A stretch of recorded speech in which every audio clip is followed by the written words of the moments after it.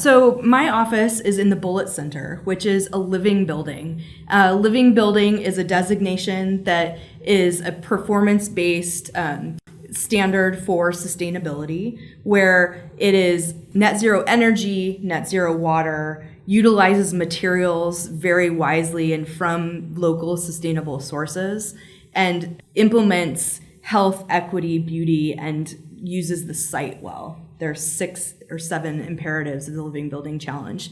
And so this building has been called the greenest office building in the world. It was opened in 2013, and so we've had our 10-year anniversary here at this building.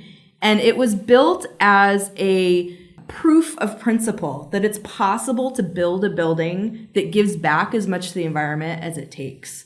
So the Living Building is structured around the metaphor of a flower, and it has 7 petals. And so, they're energy, water, and materials, health, beauty, equity, and sight. And so this building thinks about all of those things and has implemented them in practice. And one of the things that's really differentiates the Living Building Challenge is you don't just say you do those things, you must meet them in performance. And so there's a performance period after the building is occupied that then you prove that the building is operating, for example, on an annual basis, using less energy than it's producing over the course of the year.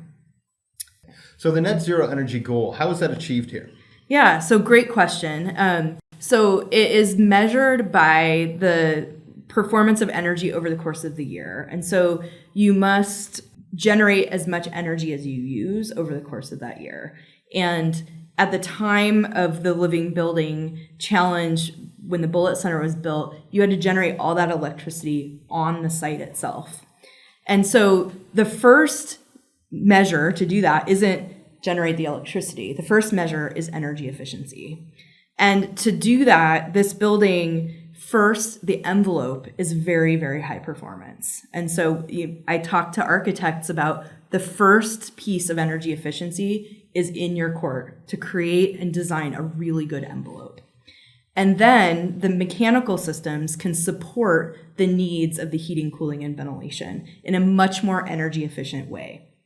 So here, the way that is employed is there's a radiant system that provides heating and cooling, and it's either in heating mode or cooling mode. So the thing that's interesting about the Living Building Challenge is that they don't dictate how you get to the end goal.